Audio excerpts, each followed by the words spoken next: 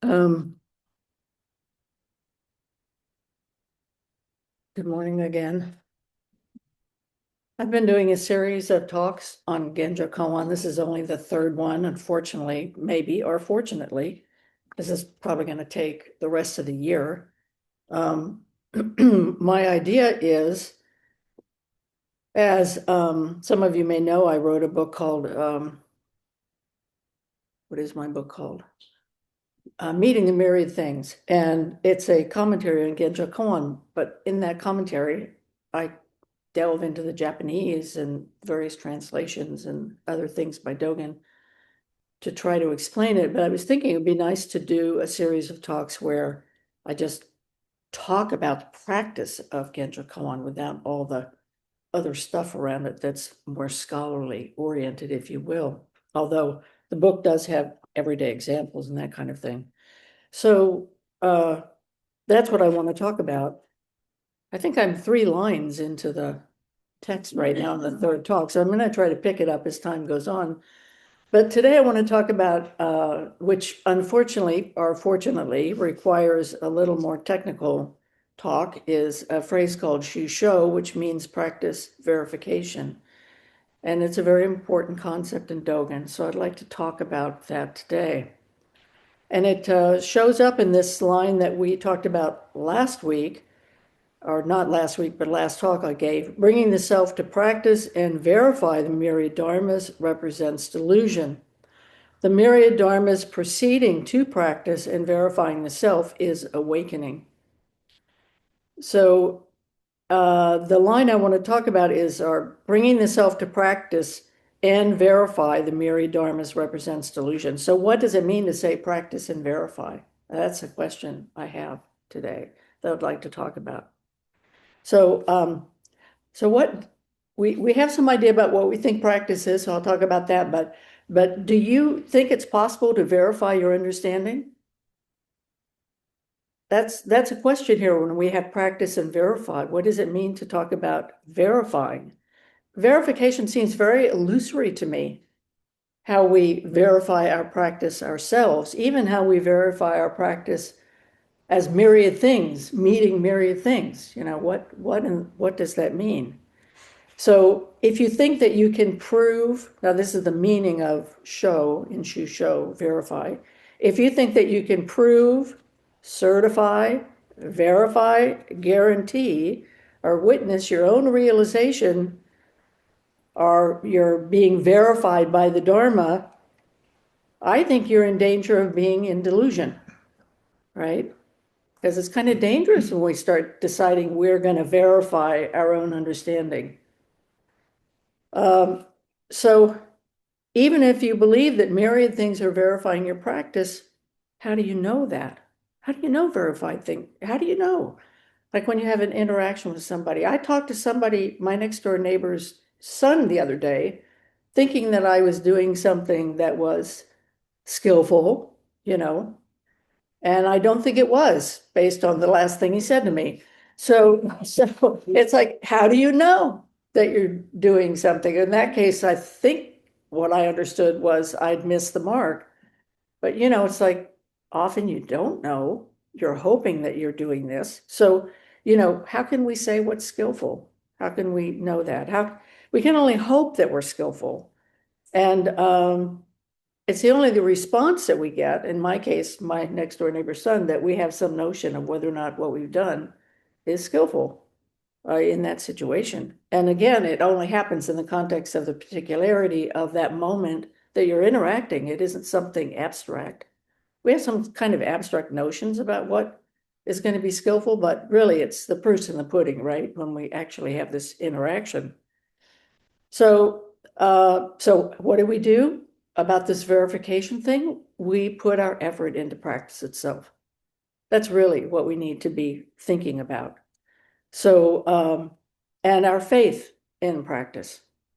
So here we practice formally in Soto Zen. We do service, we do work, we do ceremony, and we practice informally, although it's not really informal, but it's just a way to distinguish between the two modalities. And this informal practice would be, how are you out in the world? what are you doing in relationship to other people? Like, how do you act when you go to the grocery store? Or my favorite example is, do you use your blinker while you're driving? Things like that. So let me say what I think practice is. So by the way, I practice and verification, which practice has for a long time, Shusho has been translated as practice realization or practice enlightenment, which is not really and now scholars are and people who are doing these translations now are translating as practice verification, which I think is more difficult. So what's practice? I would say practice is not doing something. Practice is being. Practice is the beingness of presenting or functioning or being as Dharma, as the Buddha Dharma. And formal practice, in other words, so formal practice would be doing service in the morning, sitting zazen, that kind of thing. Formal practice is putting yourself in this mode of being practice as opposed to doing practice. You are being this thing. So chanting service in the morning is a mandala. It is this codependent activity. So you are the mandala. You are not participating in a mandala in that way. You are actually creating the mandala itself. So you don't do the mandala, you are this mandala of service.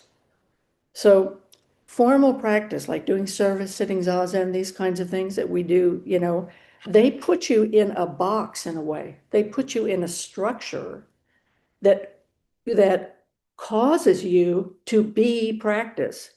So in the case of service, when we do service together, we're chanting together. So we're listening to each other as we're chanting. And the doshi's doing something, and the assembly, everybody else who's there, all of this has to function together to create this mandala. Even the structure of, if you were looking down at service from the top, you would see the doshi here on the, going back and forth around the bowing mat. You would see the assembly creating this circle, if you will, around the bowing mat and the altar. And all this chanting that's going on, we have to chant with each other, because if we don't chant with each other, things get a little screwy. Like people just suddenly stop. But even if we suddenly stop, we're still stopping together. So in a way, that forces you to mirror or live codependent arising, interconnection with each other, creating this sangha, creating this activity in mandala and process called practice. And so when we sit zazen says, we say, let zazen do zazen. Let the practice you being practice. When you sit zazen, it is that activity of being conscious of and aware of the totality of everything that's happening around you, not your thoughts, right? It's not about getting lost in your thoughts, although we do that, because that's kind of the nature of being a human being. But this way in which we are willing to sit in the middle of our life as it plays itself out around and with us in that context of zazen. We're just willing to be there. And zazen itself, left to do zazen, will transform, will bring about transformation, as will service. You don't have to think about it. You just have to be it. Just be it, come do it. And so this is this way in which this is the practice, right? So this is this mandala of interconnection, cooperation, and codependency. You're part of an orchestra. We're always part of an orchestra. We are the independent aspect of the instrument. The instrument itself is independent, right? What makes a Stradivarius a Stradivarius? So the instrument itself has its own isness that the musician has to codependently, cooperatively function with. And then there's this bigger thing called the orchestra and the music and all of that stuff that's going on. So we are part of this orchestra. And when we do formal practice, we are wittingly or unwittingly part of the orchestra. And we want to be part of that orchestra because we make this effort to do this thing together. Inevitably, it's very interesting, especially with Westerners, is we tend to harmonize with each other when we do chanting. It's like we might start out going, but over time, then as we go along, we find this place with each other where we start, finding this kind of harmonious way of being in our voices and how they come together. And if you're in a really big assembly, Japanese tend to do this more. They do whatever their voice is doing, and it all works together in that context. So practice is not about doing, it's about being. And your daily life is unstructured. It's not like putting yourself in the chute of doing some kind of formal practice. And yet that unstructured aspect is still interconnected, cooperative, codependent relationships with everything. And you're still part of an orchestra. Even if you don't want to be part of the orchestra, you are part of the orchestra.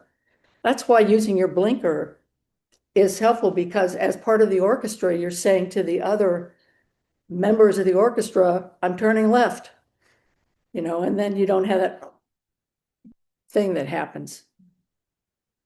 So you are being the Dharma. You are not doing the Dharma. You are being the Dharma.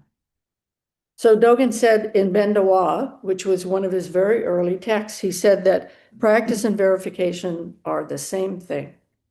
So it's not a steps and stages thing. We're not practicing to get enlightened or practicing to be verified by whatever it is that we think is going to verify us. They're both exactly the same thing. So they're not steps and stages that we engage in. So being practice itself is verification. You don't have to worry about verification. Just be practice. So myriad things verify, and verification verifies. So we focus on the how of being in the Dharma. We focus on the practice aspect of it, because if we don't have to worry about the how of myriad things verifying, it's like, it will take care of itself.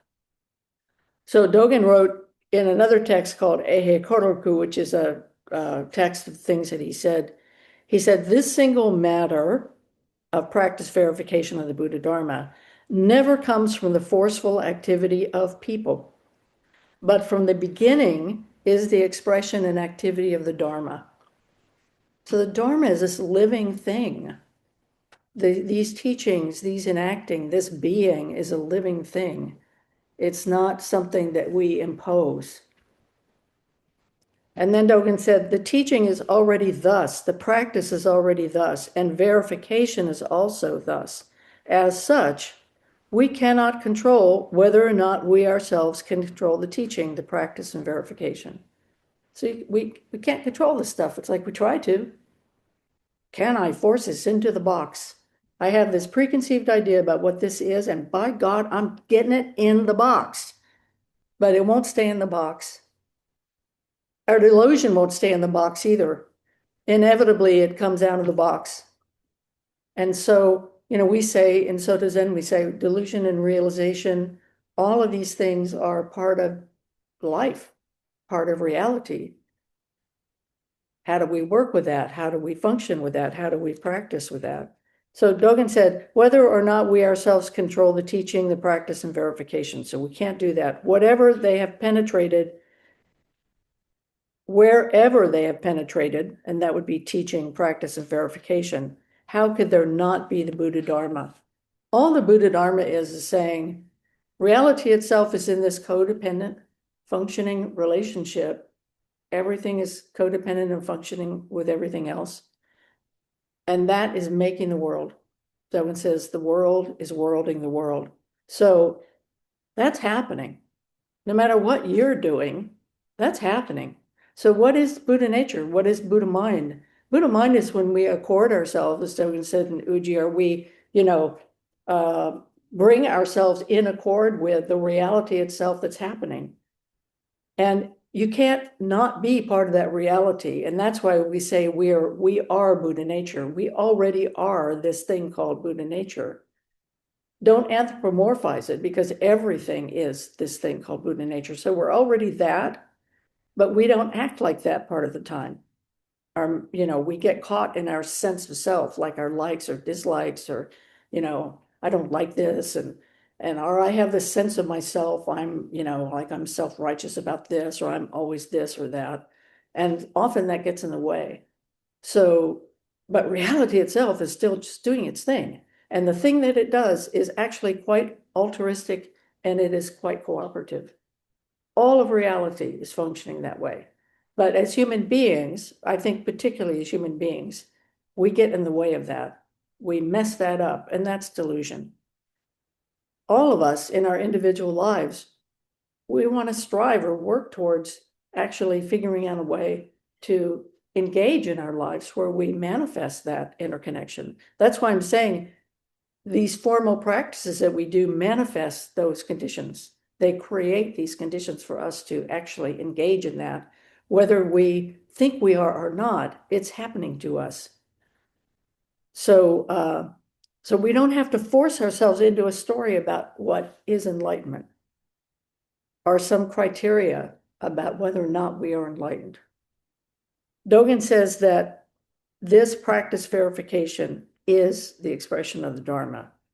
So we and all beings are the Dharma. We already are the Dharma, this Buddha nature. So that's what motivates and activates our practice, because some part of us understands deeply that that is true, that we want to be part of this dance. We don't want to be separate from this. So we put ourselves in the mandala, and the mandala guides us. Sometimes we're very resistant to being in the mandala because maybe the mandala doesn't feel safe. Maybe the mandala seems scary to us, or it pushes against our sense of self in some way. And so we resist being part of that. But we are part of that anyway, because we're part of the world. We're not separate from the world itself. Suzuki Roshi said, he said, our inmost request motivates us to want to practice, our inmost request.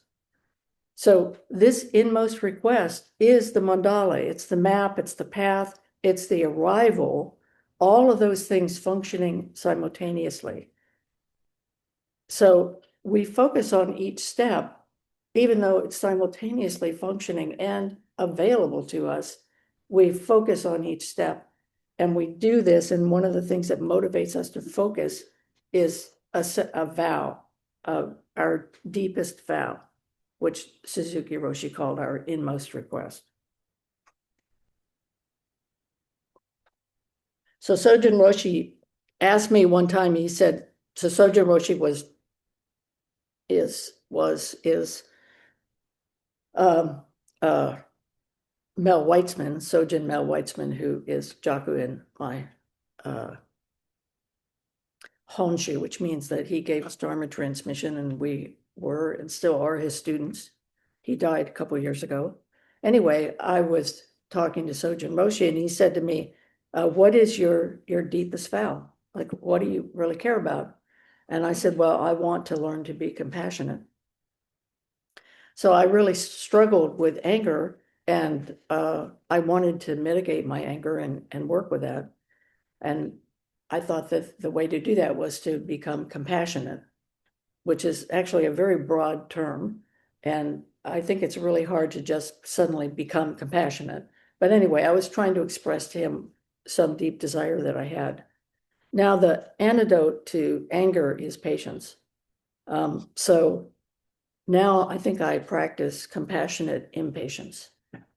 So that's what I'm trying to do now. So this inmost request is our particular expression of the Buddha Dharma, and our inmost request is needs to be specific in some way. So for me, at that time, the inmost request was, how do I learn to work with the anger that I have? And so each one of us is going to have a different one. And maybe it's greed, maybe it's anger, maybe it's not being very awake to what's going on around you, which is delusion. Maybe there's this way in which you just want to check out of everything. So it's like, what do you work with that? What's the deepest vow? How is it, how can you express that in some kind of terms, of Dharmic terms or Buddhist terms, if you will, if that's a practice you're doing? If you're Christian, you're going to express it a different way. You're going to use Christian language, or if you're Jewish, you can use Jewish language, or Hindu, or whatever your religion, or if you have no religion at all, you're still going to express it in the language and the understanding that you have. But hopefully everybody has this desire, to be able to maybe just say, I don't know, to say we're a better person, more in tune with this interconnection. So it's an expression of Buddha nature coming forth. And it's a way that we express our desire to bring our Buddhahood forth within this context. But, we can't force this. We can't do it by saying, okay, I'm going to be this. I'm not going to be angry anymore. I'm going to be like, I don't know, what's the opposite of that? Happy? I don't know. I'm going to be patient. That's the Buddhist opposition to that. Patient. I'm going to be patient all the time. Even I'm going to force myself to be patient. Something that just doesn't work. It doesn't work that way. So I would say we also need these kinds of practices because in an oblique way, they come around and teach us something about our inmost request. So it's not like we're forcing ourselves into a box. It's like we're maybe sitting in the middle of that and letting what needs to come forward. So our expression of the Dharma comes from this inmost request. And we can break this down and we can practice the parts, but we can't force it into being. And we can only apply ourselves to practicing in each moment, which is really important. So it's not something abstract. It really is, what are you doing in this moment? And usually I talk about this like developing muscles, right? You go to the gym or you're at home or whatever you're doing. And that's you start with a weight that you can lift, like you can lift it a bunch of times. And then as you muscles get better, you can lift a bigger weight. So we do these practices by coming up with something that is doable for us at that moment. And then over time, as we do these things, like turning on your blinker, which just seems like a really super easy thing to do, turn on your blinker. And how hard is it to do, to remember to do that? If that's not your thing, there might be something else that you have a hard time remembering to do that is about signaling to the rest of the world what you're about to do. So there's this way in which we just work on these little things. And then when the big things come along, we have the muscles to be able to respond to what's happening in our lives. So I asked Shohaku Komura, who is a well-known Buddhist, Japanese. He has been living in the United States now for probably the last 60 years or something, but he's a well-known teacher in our school. I asked Shohaku, I said, what do you think practice verification is about? And Shohaku said, that he thought that Shusho is an abbreviation of a longer expression, which is Mon Shi Shusho. Mon Shi Shusho in Japanese, obviously. Mon means to listen or to hear something. Shi is to think. Shu is to practice. And Sho is verification. So I'm quoting email I got from Shohaku, or Okamura Roshi. When we hear a teaching from someone, this is what he said, when we hear a teaching from someone directly from a teacher or by reading some texts, we think about it, we try to understand what the teaching means. After we practice for a certain period of time, we verify the teaching is true, right? This makes sense. Then he went on to say, that is the common understanding of the process of our study and practice. And that is the common understanding of what we do. And by the way, I don't think there's anything wrong with this because this is one way that we work with our problems. We work with understanding the Dharma because maybe it's too big for us to take it in some kind of global way. I think it is too big for us. But then he says, Shohaku said, Okamura Roshi said, but Dogen says that practice and verification are one suchness, one reality. So now we get in this realm of it just is.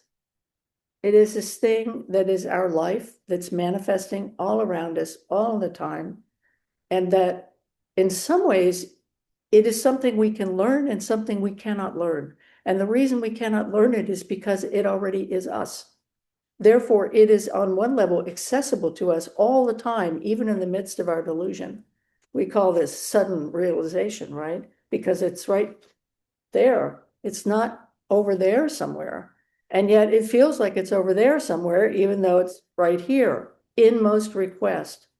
Why do we have an inmost request? Because that is our Buddha mind. That is our realization that we're in this together. That it means that we know we're in an orchestra, and we know sometimes we're playing out of tune, and we want to be in tune in this orchestra. And that's our inmost request. But again, it has specificity. And when it has specificity, then it gets broken down into it's this, it's this, it's this, it's this. How do I learn compassion? How do I see the interconnection of all being? How is it that I can work with that in a way that causes me or allows me to understand that the person that I really dislike is not different from me? How do I do that? And so that's when we start breaking it down into steps and stages. But ultimately, what we're working with is something that is already completely there because it's just reality itself functioning. It's just the orchestra doing its thing. So if we look at the Mon Shi Shu Sho, it's kind of like at Genjo Koan at the first part where Dogen said, at times when the Dharma is the Buddha Dharma, just then there are delusion and awakening, practice, there is birth, there is death, there are Buddhas, and there are living beings. And then Dogen starts talking about this bigger picture when he says, well, but there are no inherently existing birth and death. In other words, it's not these discrete things called birth and death. It's this whole process happening. So sometimes we have to break it down into birth and death, or we have to break it down into delusion and realization. But delusion and realization, birth and death, however these dichotomies are that we present, they're all just part of this one big thing called reality functioning. Just one big thing. But we have to break it down in order to be able to understand that one big thing. So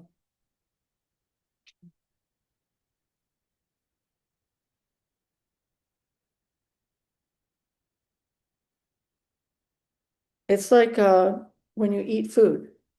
You eat food and you say, oh, I'm eating asparagus and I'm having, a hamburger and I'm doing this and I'm eating this and I'm eating that.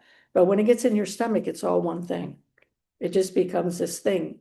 And that all one thing ends up getting, into the rest of your body and feeding and supporting your body. So that it's really just this all one thing.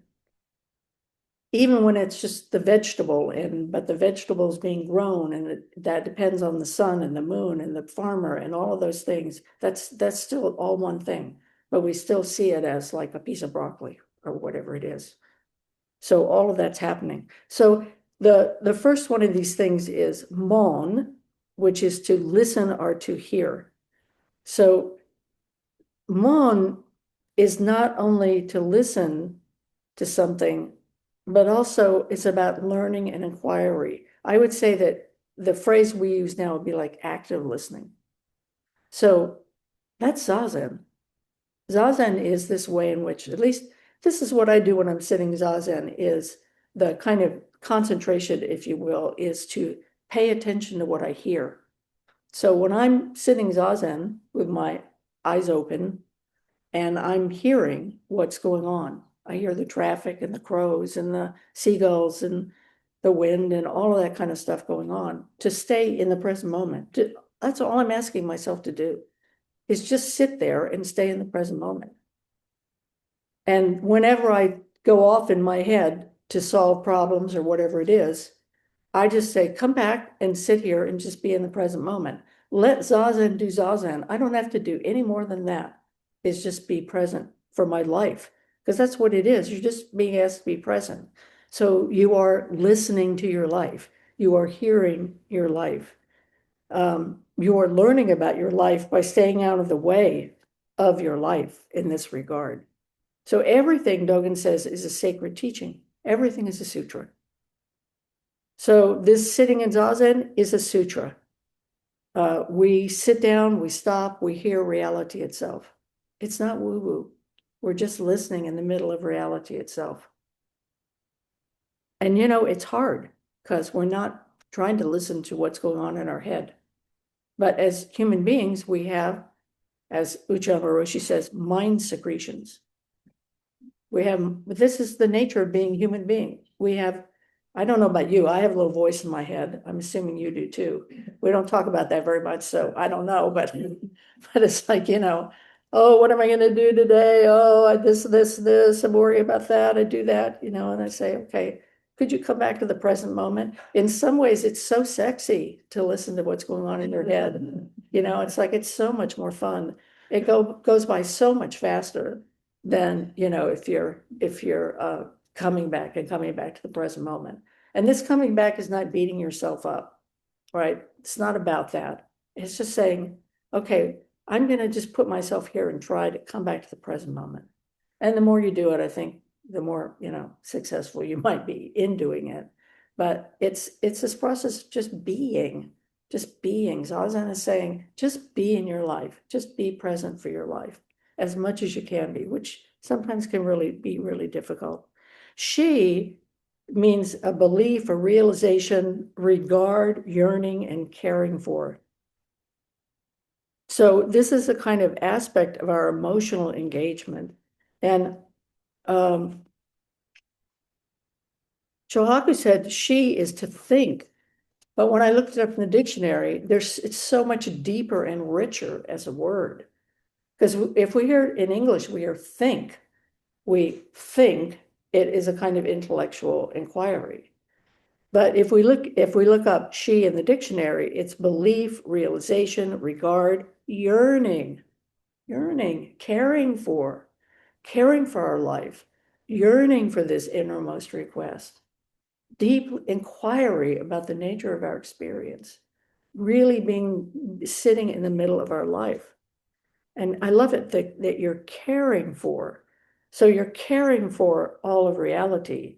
You're understanding that this is not about intellectual understanding. So remember, this is Shohaku's definition of what he's talking about as practice verification. So he's saying practice is caring. Practice is caring. Practice is this way. And what does it mean if we immerse ourselves in the reality of this mandala of codependent arising? Yeah, blah, blah, blah, blah, blah. It's caring about something. If we care about codependent arising, which is to say that we see the sameness that we are with all other beings, then we must care about other beings. That's compassion. Compassion means passion with, right? Compassion in English. So it's like we really care. We yearn for that connection.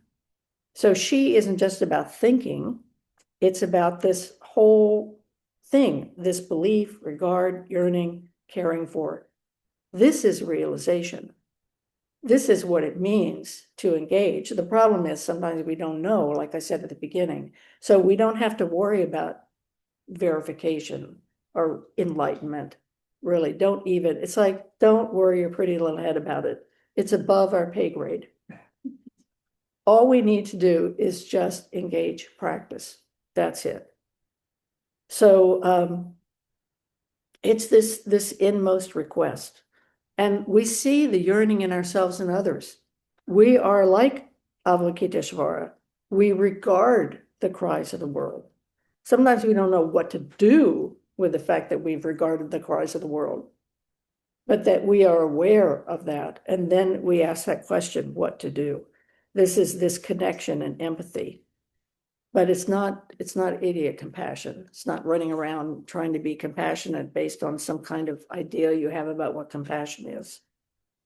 So of course that becomes the problem. That becomes the thing of what is it? And then that's when we start breaking it down, trying to figure out exactly what is this thing. what is needed, and we need to consider those things and figure that out. So one of the ways that we do this is we take refuge in Buddha, Dharma, and Sangha. We say, what is Buddha is our inmost request, I would say in this context. Buddha is also our teacher. Buddha, Shakyamuni Buddha, the historical Buddha, the Dharma, our teachings. But the Dharma are also our ancestors, and it's our living teachers as well. It's the teachers that we go and talk to. It's someone who is in my position, but it's also other people in the Sangha. It's when we go to someone who's older than we are, we say, well, what is this like to be, this age or that age, or what is it like to have this experience? What is it when you lose a loved one, and how do you respond to that? We go to other people, we say, how is that? How does that work? How do I work with that? So it's teachers like Jaku and I, but it's also everyone is a teacher. Everyone is a sutra. Everything is a sutra teaching us.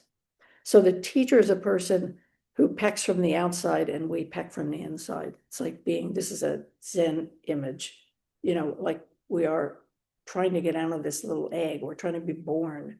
And so the little bird pecks from the inside and the parent pecks from the outside.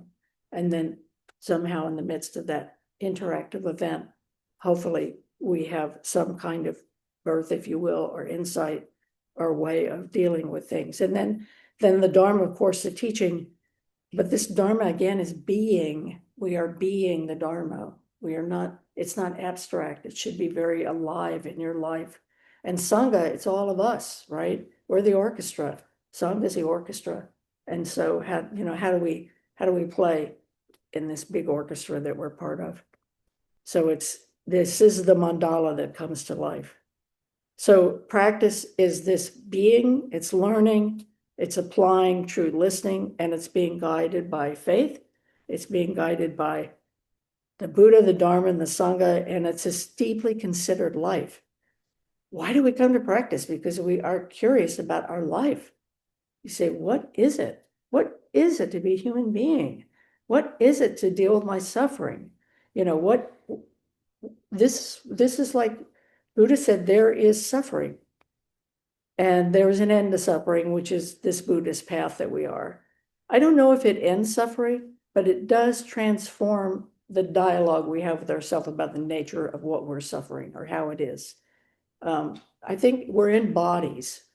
We're in bodies. We have a certain kind of brains. We're going to suffer at times. It's not going to be like smooth sailing. But how is it that we relate to that?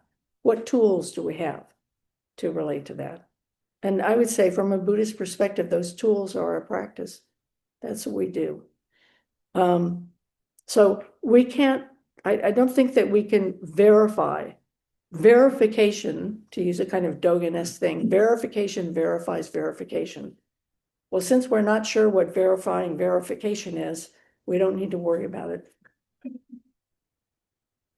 It's like when we say Zazen sits Zazen. Well, how does Zazen sit Zazen? Well, we put ourselves on the cushion. We do our best to come back. We keep trying to come back to reality. That's Zazen doing Zazen, but it's like verifying verification. So it's like we don't really know what Zazen's doing and how Zazen does Zazen. So we just do the instructions we have for doing Zazen.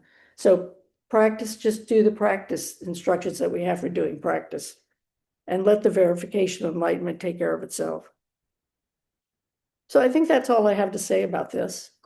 And this is this idea of Shinshu, which means practice, verification are one thing. They're not separate things.